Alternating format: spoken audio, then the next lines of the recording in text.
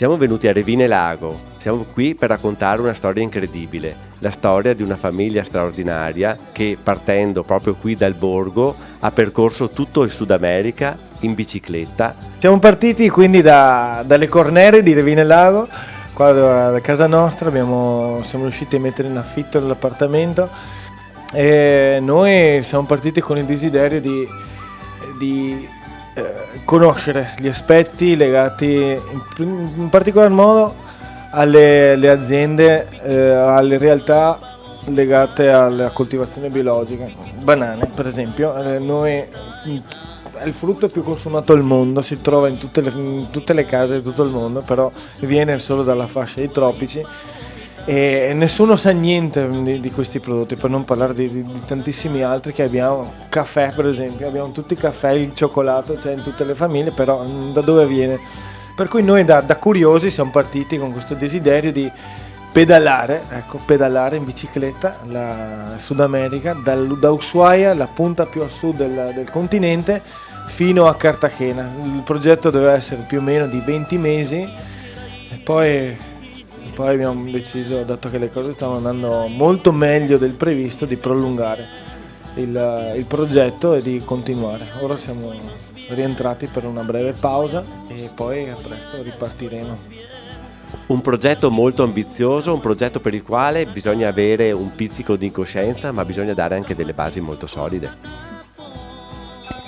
Beh, allora, un pizzico direi di responsabile incoscienza, nel senso che sicuramente per intraprendere un progetto, un viaggio, uno stile di vita come il nostro, bisogna sapersi anche un po' lasciare andare, affrontare le proprie paure, i propri limiti, spingersi un po' più in là, diciamo, anche di blocchi emotivi e io ne ho superati tanti in questo lungo tragitto in Sud America e chissà quanti altri devo ancora superarne, però allo stesso tempo tutto va pensato, va ragionato. Io e Seba per fortuna facciamo un buon lavoro di squadra in questo, per cui abbiamo delle regole nostre, insomma. Per esempio non viaggiare di notte, ci è capitato solo poche volte quando ci mancava poco per arrivare a un centro abitato di doverci spingere un po'.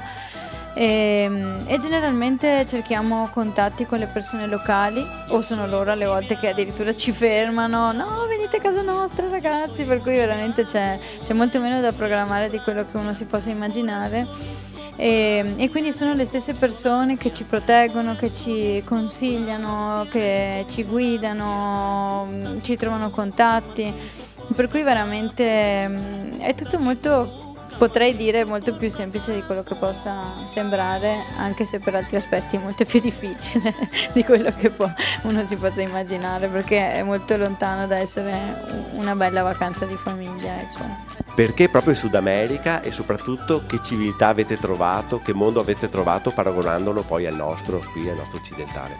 Lei un giorno mi fa: sai cosa? Io preferirei, chissà, pedalare il Sud America.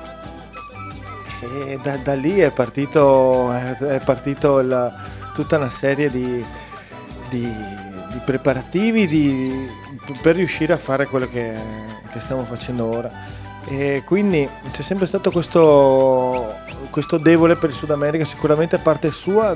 Da parte mia il Sud America mi richiamava sicuramente l'attenzione la Patagonia, la parte estrema sud del continente, ed anche la parte andina, Bolivia, Perù, tutta quella parte centrale, che ero curioso di conoscere quelle realtà. Spinti da questo desiderio da dentro di conoscere e di realizzare questa grande avventura, viaggiando responsabilmente, perché cerchiamo sempre di muoverci e di viaggiare in forma responsabile.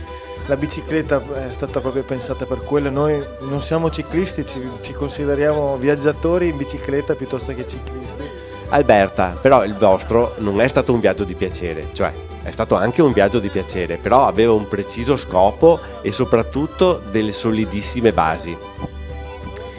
Allora, questo viaggio è stato ideato, la base è sicuramente quella di un grande sogno. Il sogno principale era quello di fare un'esperienza grande, importante in famiglia e recuperare questo tempo per noi quattro.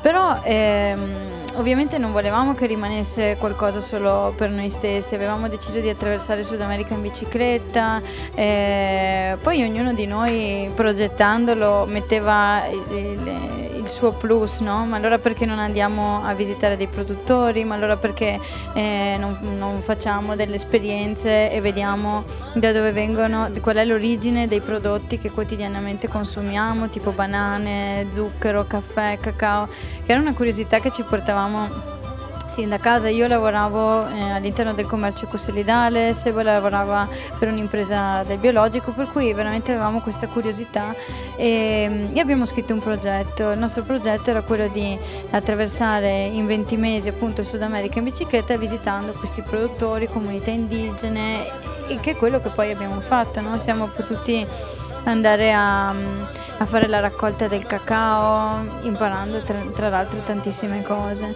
e per cui credevamo che fosse molto importante che appunto tutto questo non rimanesse solo qualcosa di personale per noi stessi, ma che venisse divulgato a più persone possibili.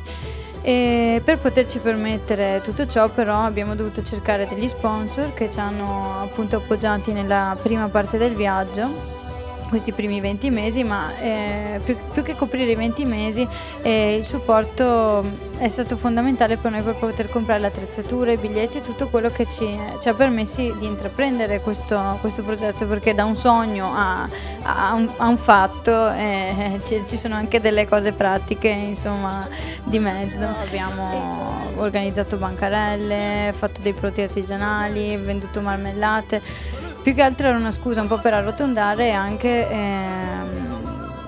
per praticamente fare un'esperienza in famiglia, no? Far capire anche alle bambine che insomma tutto quello che uno si vuole guadagnare, tutto quello che uno ha nella vita comporta uno sforzo, che poi è una lezione che imparano ogni volta che devono fare una salita in bicicletta. Sicuramente la semplicità, scusa se mi intromento, ma io credo che la chiave di tutto quello che stiamo facendo e per riuscire anche a viaggiare così tanto, sicuramente è dato dallo spirito di adattamento e dalla semplicità con il quale stiamo affrontando tutto, per cui tanti pensano che passiamo da albergo in albergo. In realtà l'ultimo albergo che abbiamo dove ci siamo fermati è stato il giorno del suo compleanno, il 6 settembre del 2017, sulle coste del Perù per festeggiare i suoi 30 anni, ma da lì ci siamo fermati in famiglie, abbiamo lavorato su realtà, aziende agricole che ci hanno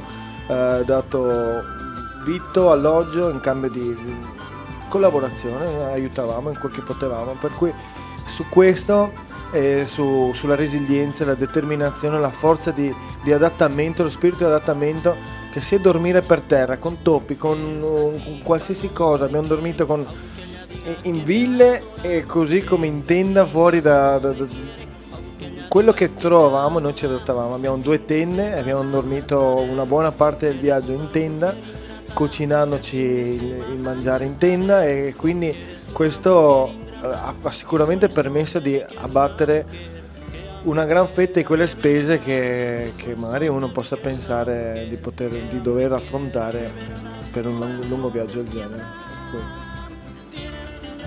La cosa che ha reso ancora più incredibile il vostro viaggio è che avevate in seguito le vostre splendide figlie. Che esperienza è stata per loro? Come siete riusciti a garantire loro condizioni di vita accettabili e anche un'educazione scolastica che chiaramente devono avere? Alberta, qui ti chiamo in causa tu. Ecco, di dover parlare con la mamma di queste cose.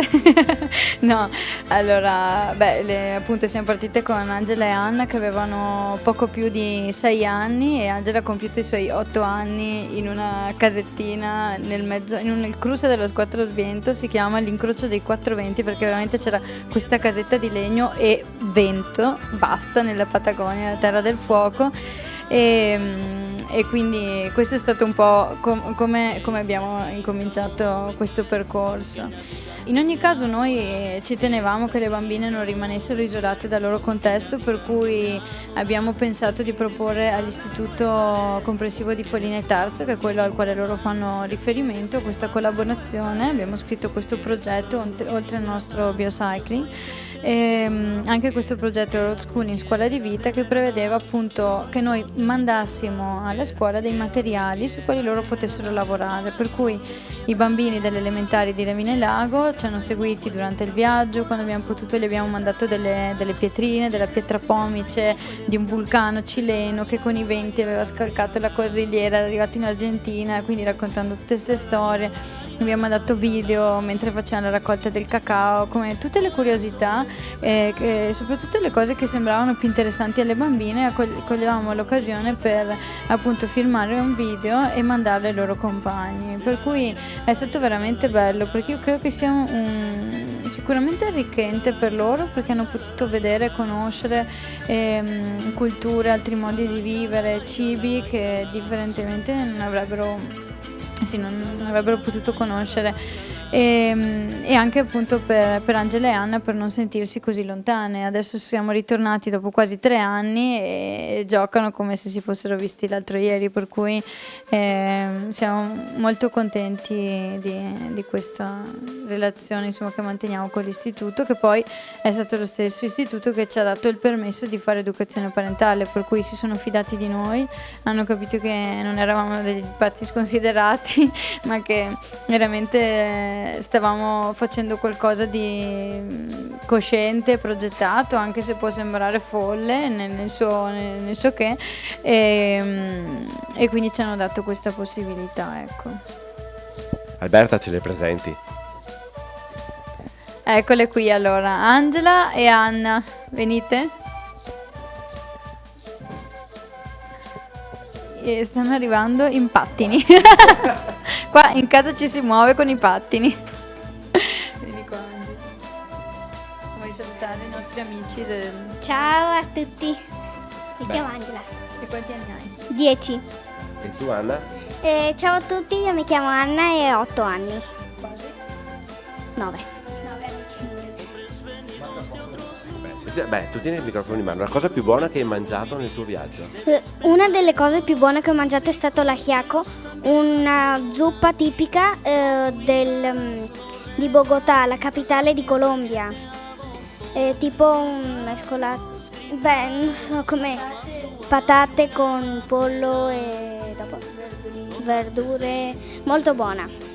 Beh, Angela, tu mi devi parlare in spagnolo, dai, una frase, così saluta i lettori di QDP News in spagnolo.